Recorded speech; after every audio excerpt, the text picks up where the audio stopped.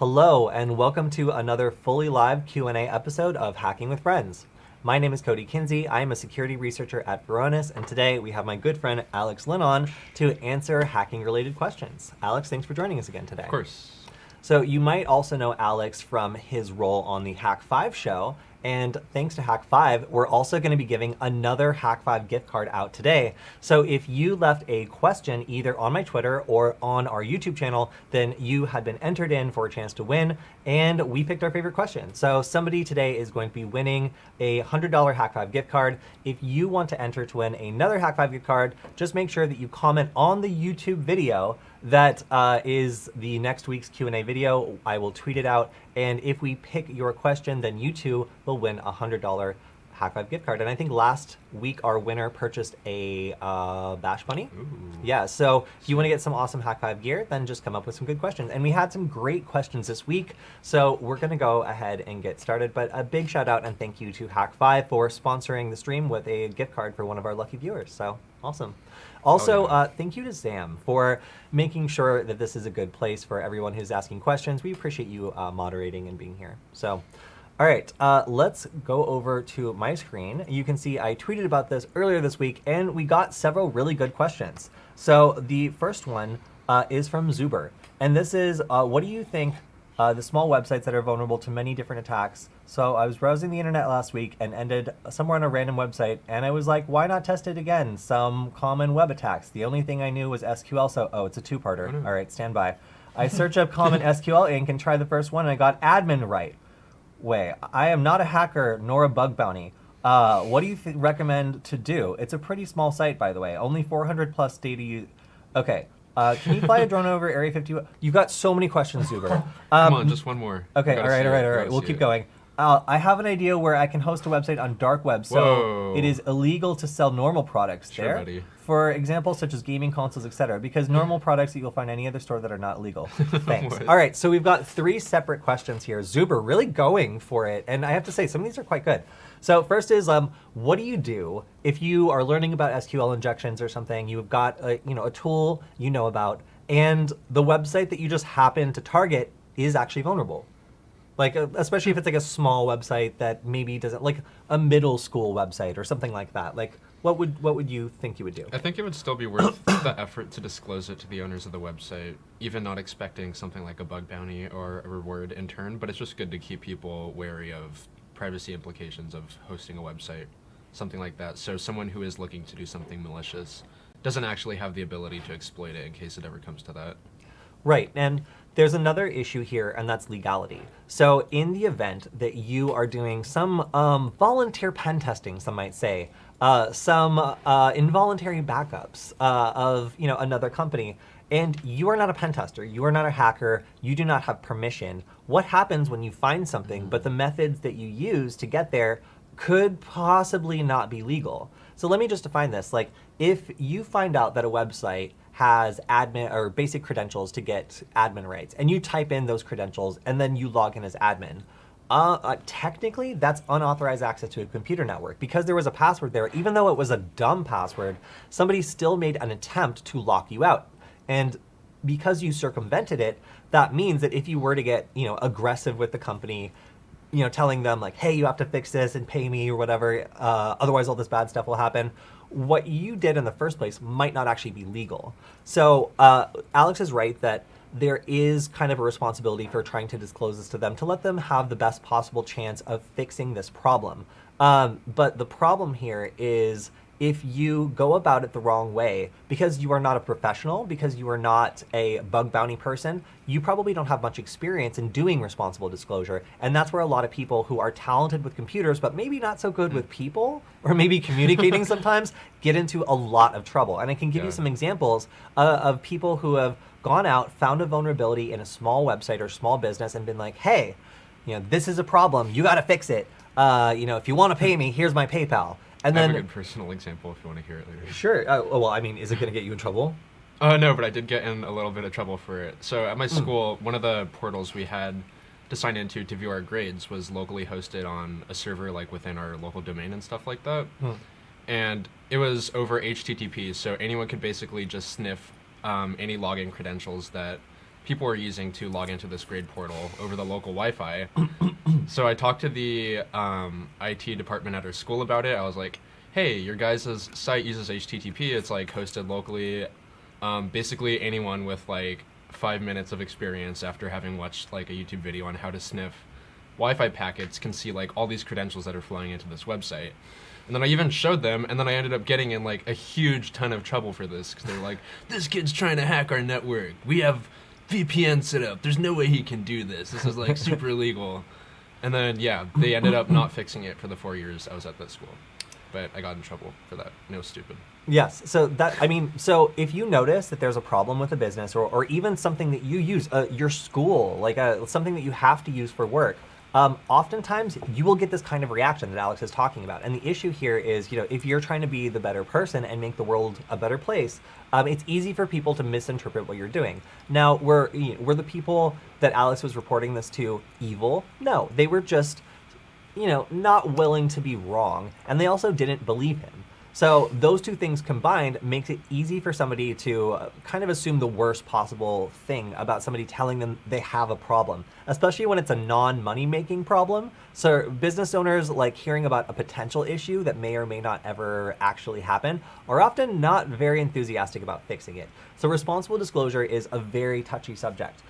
My advice would be for a small site like this where you might have done something that you're not supposed to do, and also you don't have the background of responsible disclosure that you have, like, a form, or you're working with a company like HackerOne or BugCrowd. Either one of those companies would make this process easier for you by managing the disclosure, and that would be my advice. Go through a third party that will manage the disclosure for you, so you're not writing some email from like a Proton Mail account to some like scared business person who's going to be like, what is going on? A lot of normal people who run small businesses are not tech savvy, and they don't take kindly to that kind of contact. Yeah. So it's better to leave it to the professionals if you're worried about that sort of thing. Okay, can you fly a drone over Area 51? Probably not. Definitely not. Definitely No. not. That's so Groom Lake is an Air Force facility, and you will get in lots of trouble if you fly anything over it. But if you want to watch videos of grown men getting as close as they can to Area 51 and bothering the security guard there, it is an entire genre on YouTube. You could spend hours watching people get lightly questioned by bored and tired agents, all of whom are tired of answering questions about aliens. So no, you cannot fly a drone over Area 51. Lots of people try to do stuff like that, and lots of people get arrested. You can watch it on YouTube right now.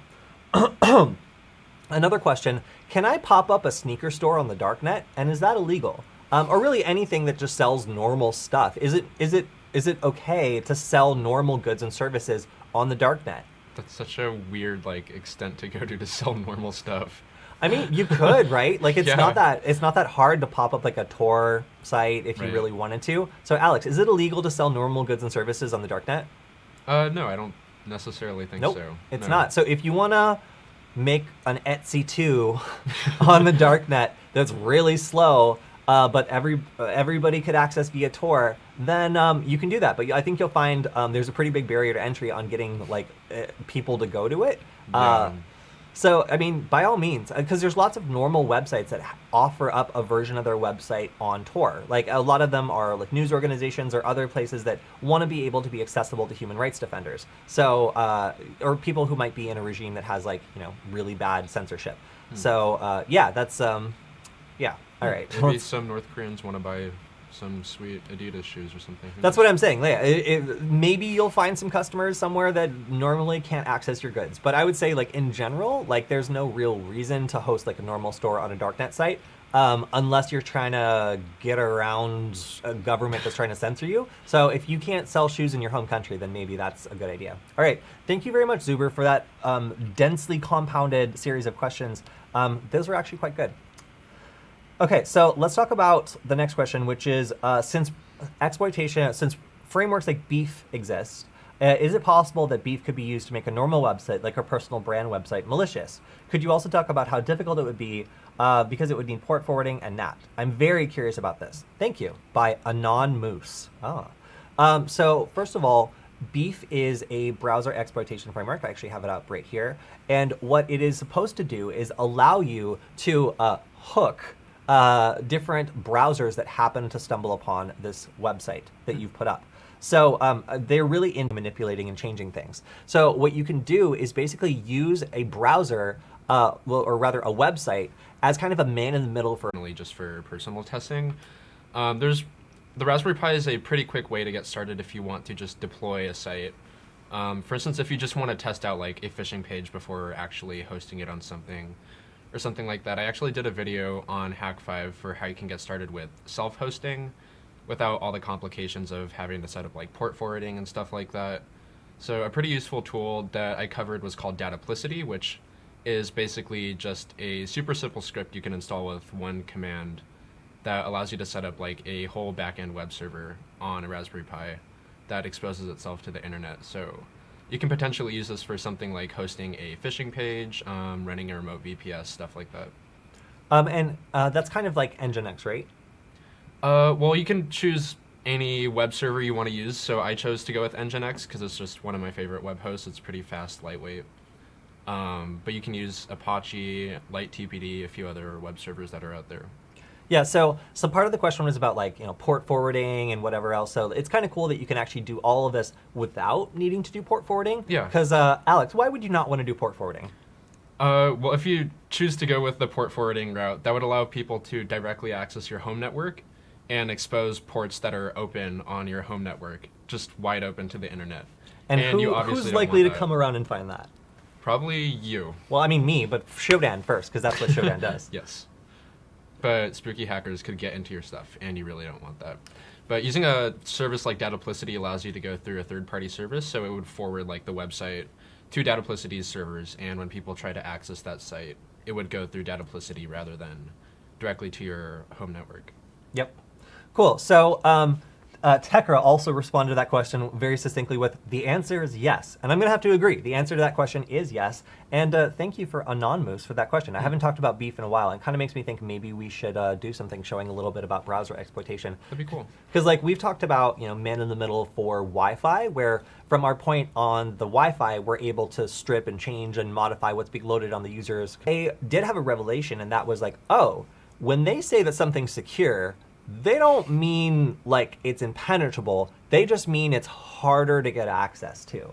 And that was a really big thing I did carry with me. So the first time I ever hacked or cracked anything was when I was in college, and I didn't have any money, but I did need a job.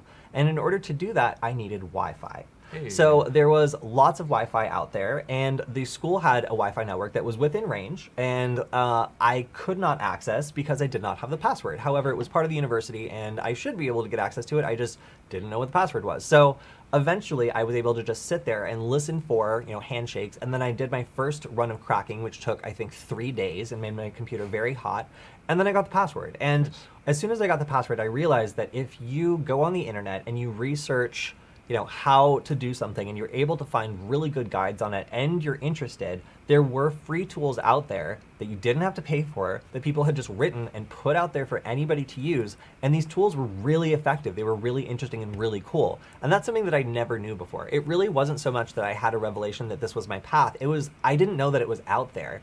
And when I actually got my hands on a tool that worked for the first time and saw how powerful it could be, I realized the power of being able to master each one of these techniques and be able to influence the technology that runs our daily lives. I mean, humans are so dependent on technology at this point that a lot of the stuff that happens to us just seems like magic. So being able to influence something that seems like magic and people have no idea why it happened or how you can do it, that to me really felt like magic. So it wasn't until probably 4 years later that people were telling me, like, you should really do this for work. Like, you're super interested in it. It's what you do in your spare time. Like, why aren't you doing this for a job?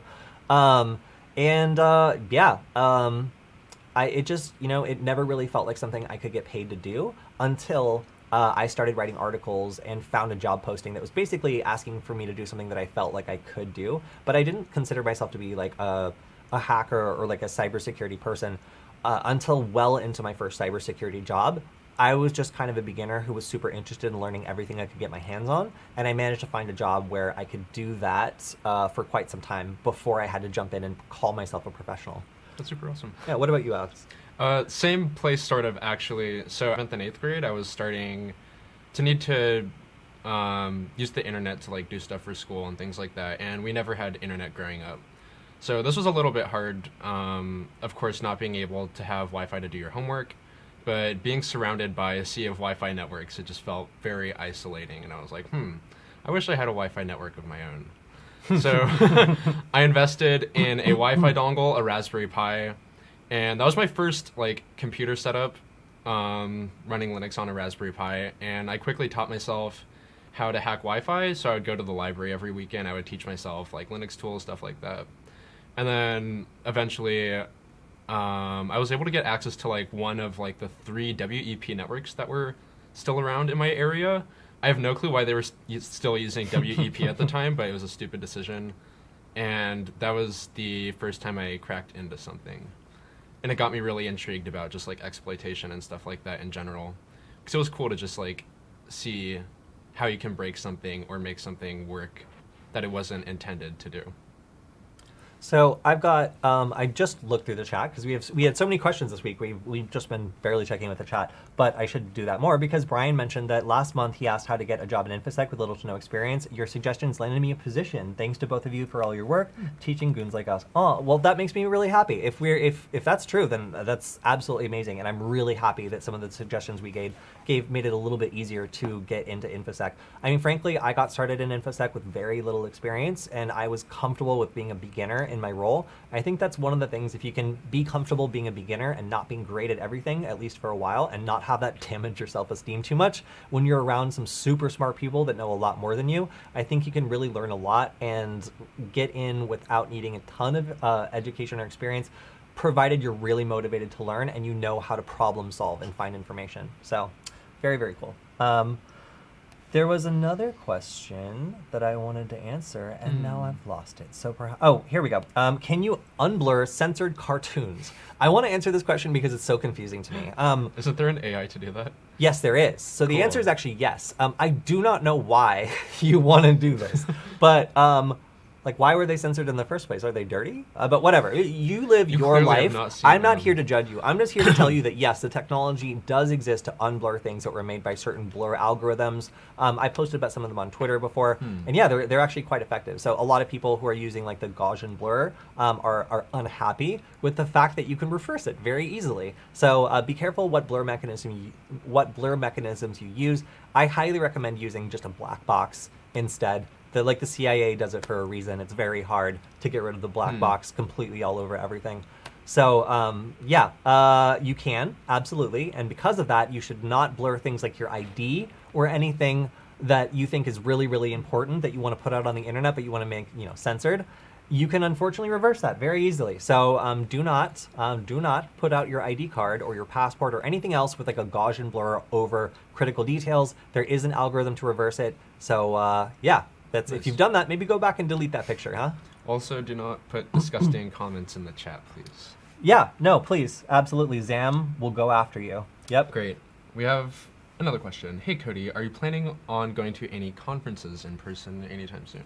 So we're going to be taking a trip to Los Angeles in October, and we might be doing a limited class at Null Space Labs then. I'm not sure. It all depends on the COVID situation and what's going on. So that would be our first human contact in the form of like a workshop in like a year and a half or longer. We really, really wanted to go to DEF CON. Oh, wow. Oh, yeah. And the class is going to be about our little nugget. We're going to be teaching how to use the nugget. But yeah, we have not been going to any conferences. We were going to go to DEF CON, but it just didn't look good. So we decided not to, just for safety. I mean, we didn't get this far by taking risks anyway. So I'm not really sure which is the first conference we're going to go to. Conferences are, slowly starting to do their thing again. But for now, we're probably going to keep it somewhat limited, which I hate, and I'm going crazy because normally I get to travel a bunch, and it's really cool to get to meet all of you and get more ideas and more influences by meeting a bunch of other smart, cool people. So I miss all of you. I hope to go to some conferences soon. We'll see. And as soon as I do know, I will announce it. But yeah, we've just been playing it safe because Las Vegas just didn't seem like a good idea this year. Although I really wish we could have been there to meet a bunch of you guys because it has been very isolating for the last year. So yeah, hopefully soon, but I will let you guys know. All right, let's take a question from the YouTube channel. So the first question we got was, is there a good tool/resource to help me easily detect if my home computer/devices/network is part of a botnet or otherwise compromised? I don't really trust antivirus. I find it acts a lot like a virus. Well, if you've got like McAfee, then yeah, maybe. Just kidding, McAfee. I'm just kidding. I was talking about the man, not the antivirus service. So, Alex, what would you say to this? Usually there's things like intrusion detection systems. I'm not too familiar with any tools in particular for like Linux, but something like Snort, I would think. If you have any tools off the top of your head. I haven't actually used any of them, but something like intrusion detection or prevention would be good. So what I like to do is if I have a device that I'm suspicious about, I will better cap it, and I will basically ARP spoof it, and then have all the traffic go through another computer, and then I will examine it in Wireshark and look at the DNS. So this is just something I'll do to be like, do I know all the places that this stuff is going to, and is there anything that's known to be malicious here, or that just looks sketchy? And an example of this was we found what seemed like a coin miner on Michael's work laptop one time while using it for a demonstration on the stream. It was just going out to like coinhive.com or whatever constantly in the browser. So we're like, that's interesting that's there. Like, I don't remember going to that website. So, like, some of it is just being able to be in a perspective where you can see suspicious behavior and kind of understand what it looks like.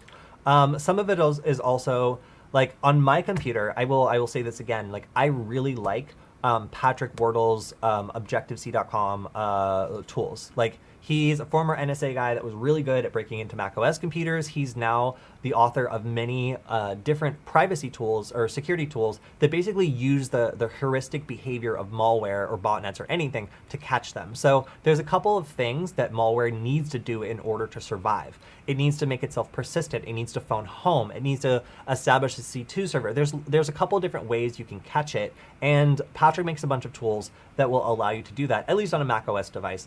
I don't have as many Windows security advice, but let's see.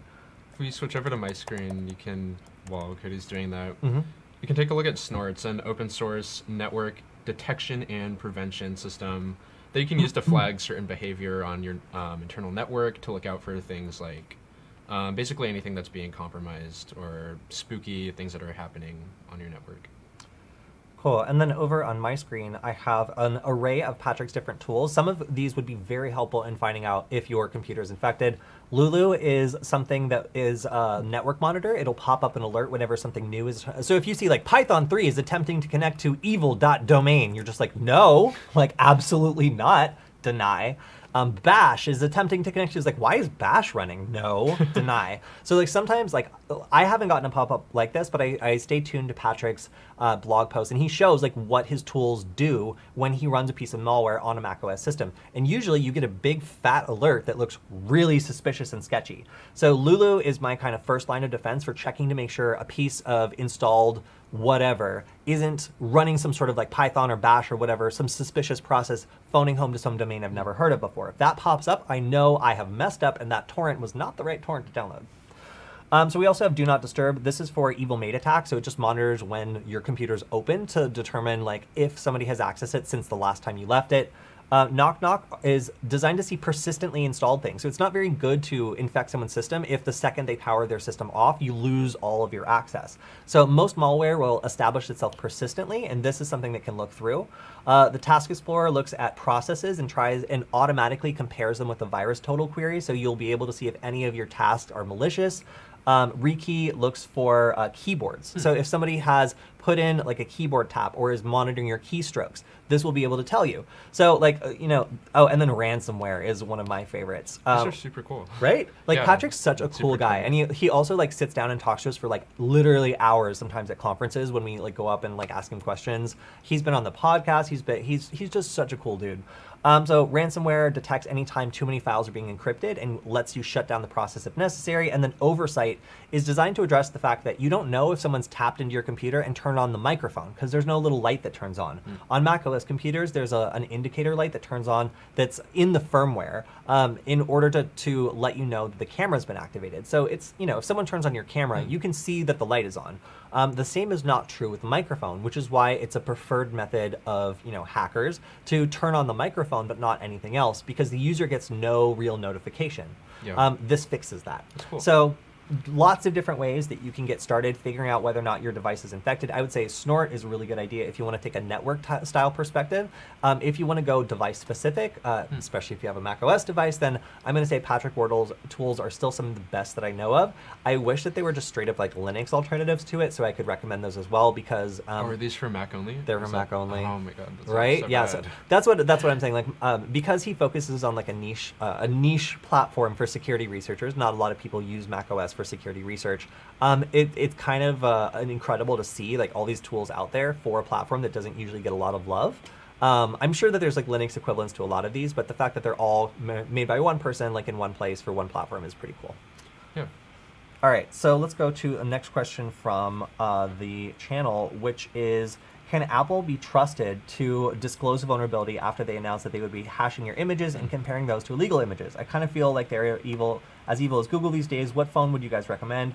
Or is a burner phone the best answer? Well, again, it depends on what you're doing. If you're just living your life, then whatever phone makes you happy is probably the right phone.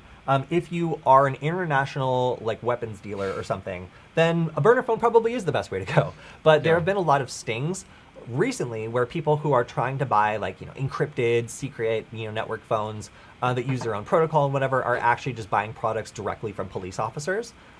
So you can check out the sting in like Australia and a couple other places where police were basically running an encrypted phone network and then intercepting all the texts that were going through it through a technical flaw built into the system. So it really depends how far you want to go. But the primary question is, can you trust Apple to disclose a vulnerability after they're going to be hashing this? Apple is I have to be very careful here.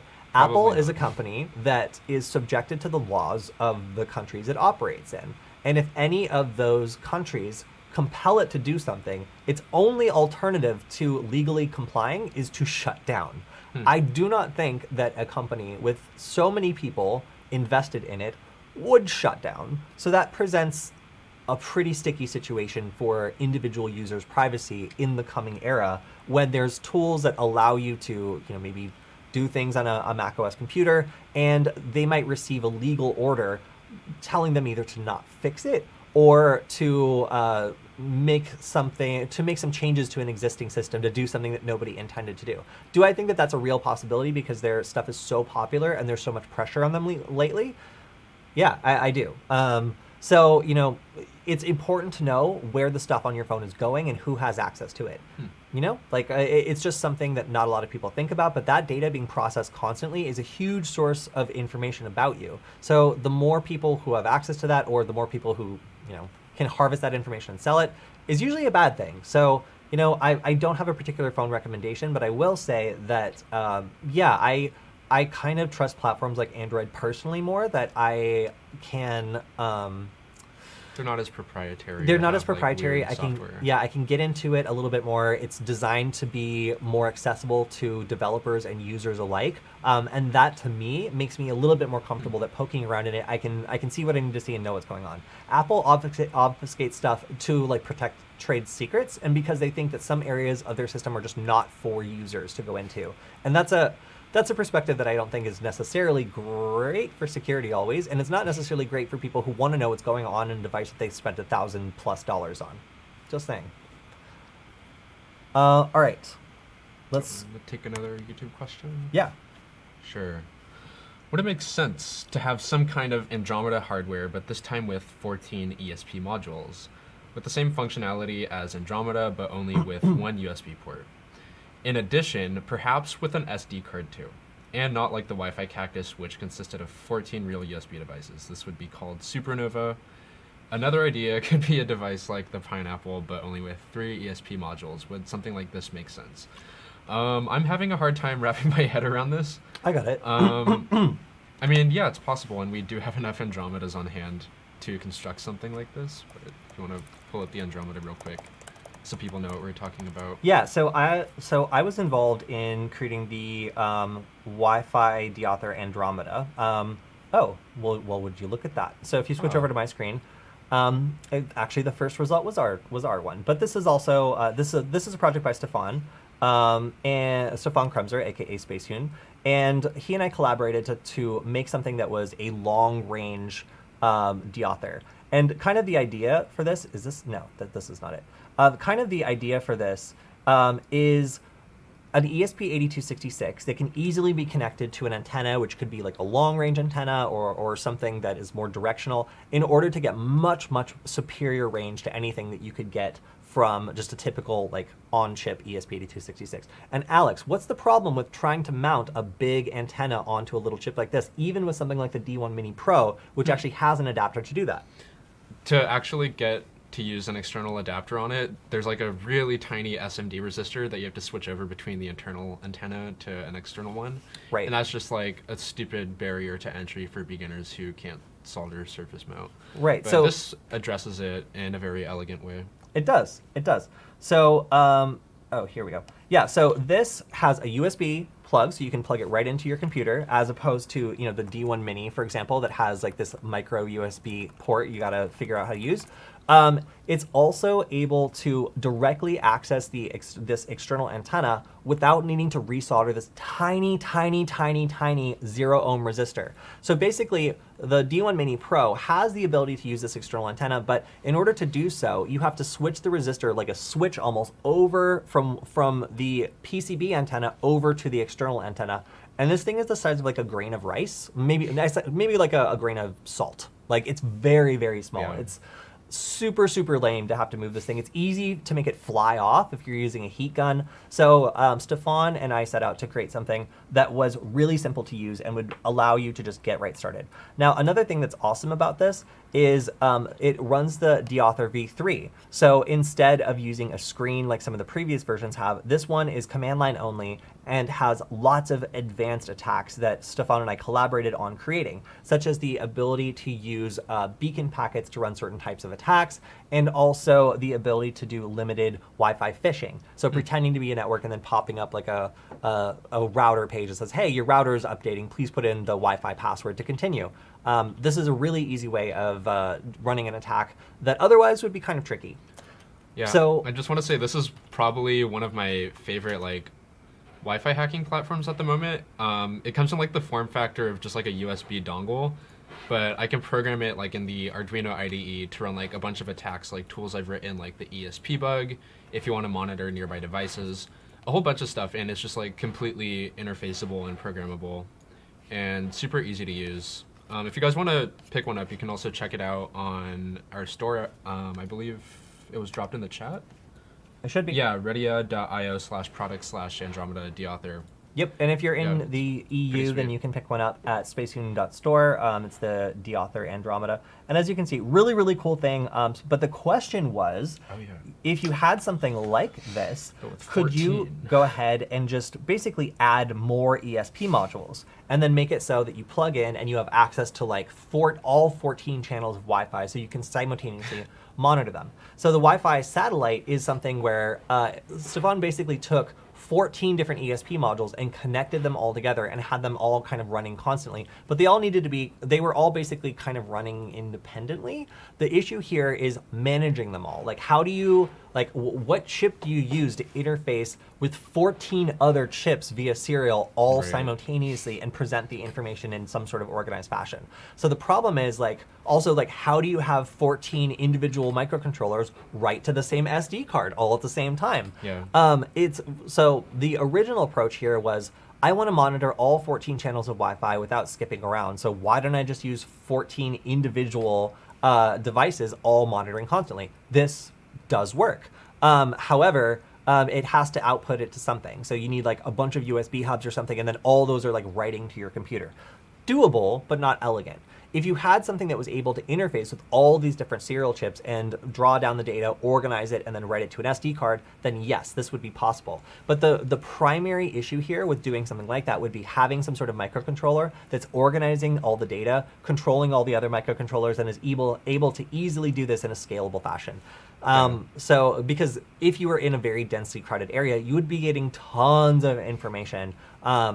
Now, another issue here is, unlike the Wi-Fi Pineapple, you are not truly recording all the Wi-Fi data. The ESP8266 as a sniffer has certain limitation when it comes to what kind of data it can capture. So for example, can you capture a handshake with the ESP8266? No, and I think you talked to me about this before, it does something like packet truncation, where it just like drops a certain part of the packet because it just can't handle it in the buffer. Exactly. So basically the ESP8266, unlike the ESP32, will truncate packets, or it'll slice them up to a certain point. So you can still see the packet headers, but the actual information contained in the packet is not something that you have access to. So that means you might be, scanning 14 channels, but you're not going to be able to actually get Wi-Fi information like hashes, which is traditionally what, when you're doing Wi-Fi stuff, like a lot of people are kind of more interested in. So there is a pretty big limitation to the ESP8266 as a sniffing platform if you want to get into some more advanced stuff. Whereas, the Wi-Fi Cactus, which was a whole bunch of Hack5 Wi-Fi pineapples all like stacked together. It's a crazy setup. It is an absolutely crazy setup, but every one of those is a Linux computer, which is substantially more powerful, that's running like Kismet. So, in order to draw down all this data. So it's just a little bit of a difference in terms of the power of each one. Obviously, a Wi-Fi Pineapple can record and save its own data, or it could interface via a number of different interfaces with other Linux computers. It makes it a lot easier to set things up when they're more powerful and have more peripheral options than using like a little microcontroller for the same thing. So really good question. Again, the only technical issue with this would really be the fact that they're mostly operating independently and they're not able to capture all the data you would want. If you did this instead with a bunch of ESP32s, then you got some options actually, because like some ESP32s are capable of like Bluetooth, so you have another like peripheral option of how you could connect another device or send data. Like there's just a little bit more power to work with there, and also you can capture the entirety of the Wi-Fi packets that you are sniffing. So the ESP32 might be a better platform depending on what you're trying to do. But again, the big problem here is how do you organize, control, and save data from all these microcontrollers which are firing off at the same time without having some relatively powerful computer in the mix here. Yeah, orchestrating that like hardware-wise would just sound like really complicated and terrible. Yeah, I mean, is it doable? Yes. Is it worth it? Maybe no. Yeah. Is my takeaway here. But an ESP32 version, with some modifications, I think you could be onto something. It's just like, again, how do you get like 12, 13, 14 microcontrollers to all write to the same SD card at the same time? You're gonna have to come up with something. There's probably a good way to do it, but it is a little bit of a challenge. Let's take a question from the chat real quick. Yeah. Why are there antennas on those USB sticks? You guys must get great Wi-Fi coverage. And we do. That's the entire purpose of this platform. It supports long-range Wi-Fi hacking stuff that the regular ESP8266, like this one with the onboard antenna, otherwise wouldn't be able to support for close range. And that the D1, I think the D1 Pro just has like a high barrier to entry for it because of having to solder that resistor. You can slap something like a panel antenna on it. You can put like a long-range Yagi antenna, basically anything that interfaces over SMA, and it's just a really easy plug-and-play way to add extra antennas to your ESP. Yeah, and what's kind of cool about this also is we designed it to be able to do fox hunting really effectively. So, Alex, what is fox hunting? It's essentially like pinpointing, tracking, tracing a specific device or person. With Wi-Fi. Yeah. With signal. So it's basically like signals intelligence using signal strength as a way of tracking down the source of something. So let's say that your neighbor is attacking your Wi-Fi network, but you're not sure which neighbor it is. Well, you could take something like the Andromeda, you could put on a highly directional antenna that acts like a flashlight. So the way that most Wi-Fi works, if it has a omnidirectional antenna, is it kind of works like a donut, or like a lamp would be a good analogy. So the lamp puts light out in a equal kind of circle, and it makes it so that everybody around you gets kind of an even shot of Wi-Fi. I pulled up a map if Oh yeah, let's switch over to your screen. Yeah, that's a good description. So you can see like different gain rates of various antennas, like a 2 dBi antenna here. You have 9 dBi, that's a little more focused. Of course, a more directional antenna would be like focused in a very specific area. You can sort of see like the spectrum and spread of a regular like dipole antenna, like the one you might see that comes standard with the Andromeda D-Author. Of course, using something like a directional antenna allows you to get focus on a more long range or distant like Wi-Fi access point or something that you want to communicate that's far away.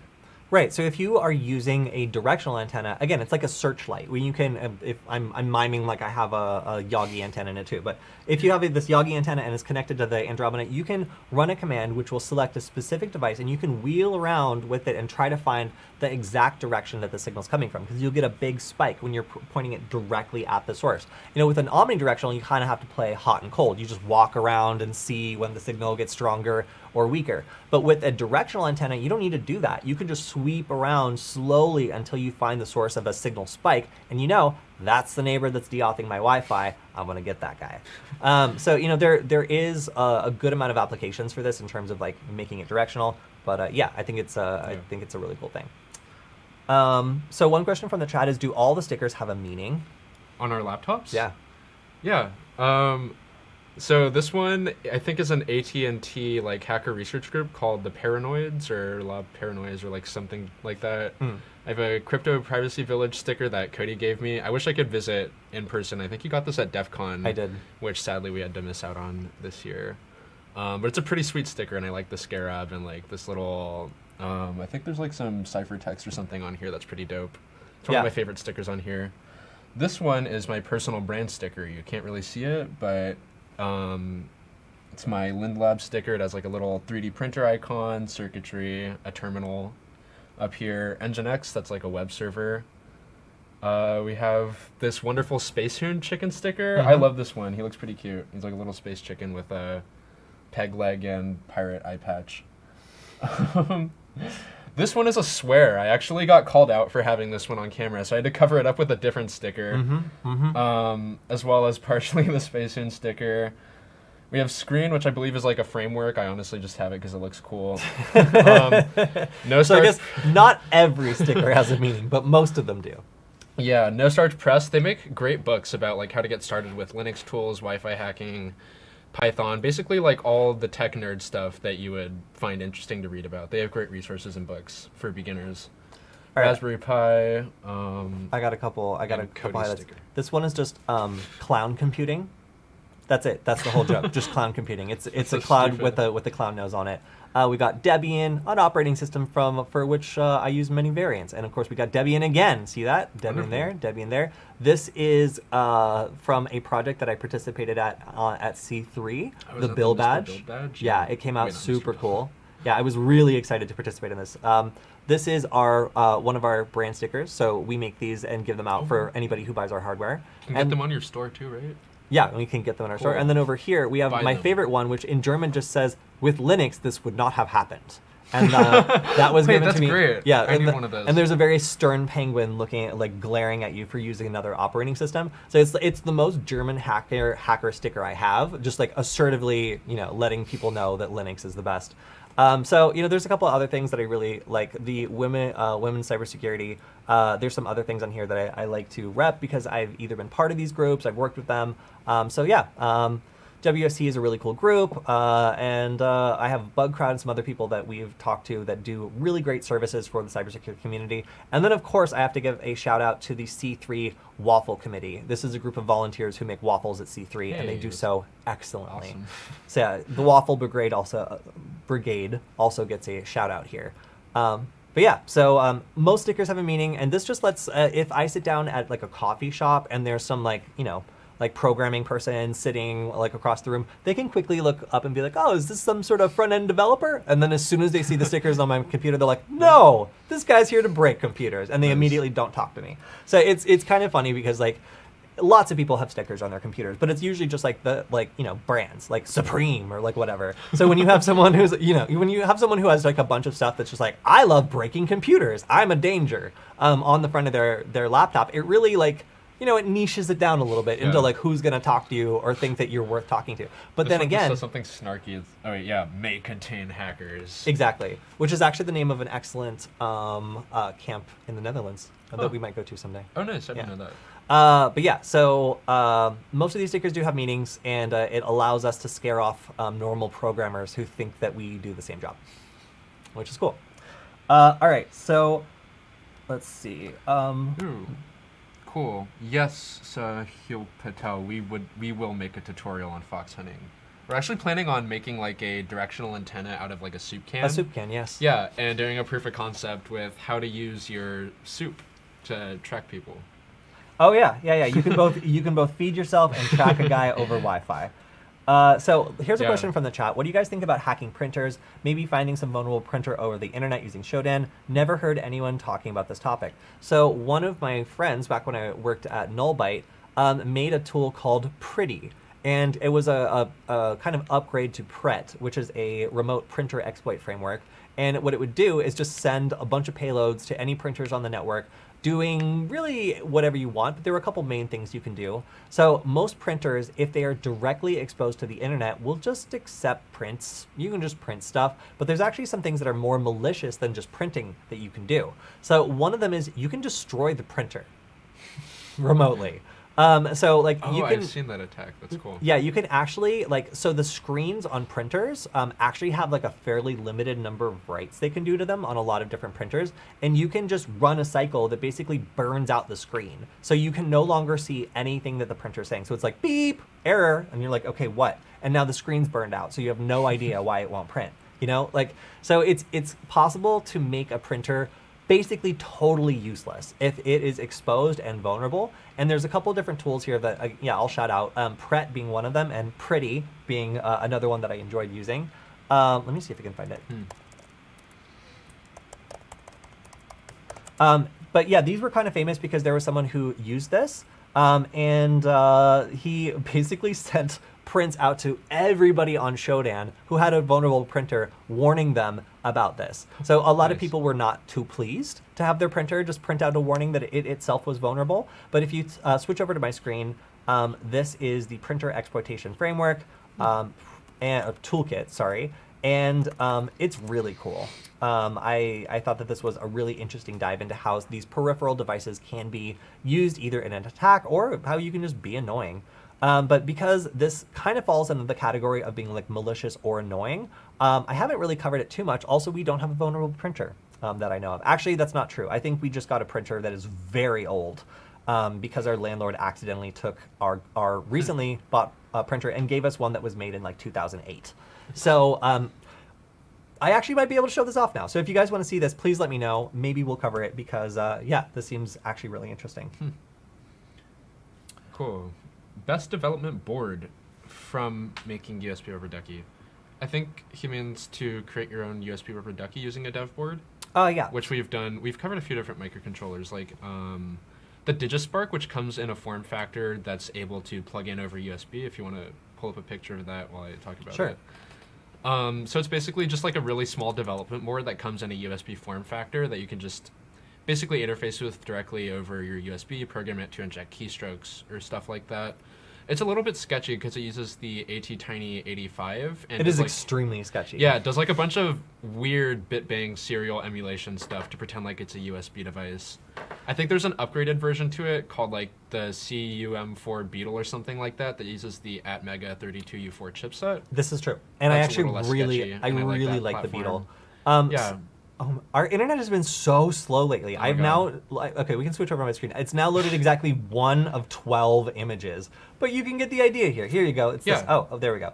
So the problem with this device, you can see it next to a quarter. Oh, do we carry this on our store? Yeah, we do. Okay. Yeah, we do. Cool. So while we do a class on using this device in order to, try to do like malicious USB stuff, again, it is sketchy. And for whatever reason, like, it doesn't always work in certain computers because of the spacing on the traces. So the traces here for the USB sometimes are just like a little too far apart to work in certain USB ports. So you'll plug it in and just like nothing will happen. Or it'll power on, but it'll never do the data thing. So sometimes you just have to use like a USB adapter or like a dongle or something in order to like get the right spacing on the traces to get this to fully work. But yeah, it is. When Alex says that this is a sketchy platform, it is compared to something like the SparkFun Pro Micro or the Beetle. Both of those are way more legit than using this. But again, you can make this work for sure, and like they're really cheap as well. So if you want to like get one running, it really doesn't cost that much to do it. But there are other platforms like again the SparkFun Pro Micro, the Beetle, or the Wi-Fi done. Yeah, so the Wi-Fi duck is based off the SparkFun Pro Micro, which has that chipset that supports like USB emulation. Yeah. So it's basically a SparkFun Pro Micro controller tethered to an ESP8266, communicating over like I2C or something like that. And what it does is the ESP will spawn an access point that allows you to connect to it remotely over Wi-Fi or something like that. And you can program keystrokes or things that you want to inject into a computer completely without having access to it like physically after initially like plugging it in. But you can run like Wi-Fi keystroke attacks, which I've dropped links in the chat for if you want to pick one up. All right, so we've got 2 last questions, and then we're going to pick our favorite question of the week, who will win a $100 Hack5 gift card, provided they reply. Maybe they never log in again and someone else will win it. I guess we'll see. But one question is from the chat, which is, how much networking should I know for hacking? Like getting into hacking, how important is networking? And I would say if you take like a routing and switching class and you pass it, like that would probably give you the basic knowledge you would need to go into cybersecurity and at least understand what's going on and troubleshoot tools that are not properly working. You know, getting like a strong security background in networking would also be great, but just understanding how routing and switching works for me was a really core skill. Knowing how to write a query to find like the network range or like calculate the network range, like all this stuff helped me so much because so many of these Linux tools require you to know a little bit of networking in order to get them working. All right, and our last question, Alex, is hacking a sin? You know, I haven't been reading my Bible recently, but I don't believe that it was remember specifically seeing that mentioned. In there. No, I don't think you'll go to hell for that. Interesting. Okay. Yeah. Well, I'm gonna go ahead and say probably not unless you're doing it against a church. I guess I don't know, but Hacking probably for Jesus. We should start that movement. I It'll be like a way to leverage hacking for God. Okay. Well, somebody else get on that. That sounds like a great idea. All right, so we're going to go ahead and pick our favorite question. And if you switch over to my screen, we have a winner. So in this case, it is Anonmoose or Anonmoose. Yay. So we will reach out to you via Twitter and give you a link to go to. And if you want to be as lucky as Anonmoose, then leave a comment on the upcoming Q&A video. Makes it easy to find. Although if you leave it on Twitter, I guess we can let that slide. But please leave it on the YouTube video. I will tweet this out this week. And again, thank you so much to Hack5 for sponsoring us with a Hack5 $100 gift card for everybody who asked questions on our stream. Well, sorry, one lucky winner who asked questions on our stream. If you have great questions, make sure to leave them on the SecurityFWD, that's SecurityFWD channel, or you could drop them in the live chat next week, and we will see you then. Bye.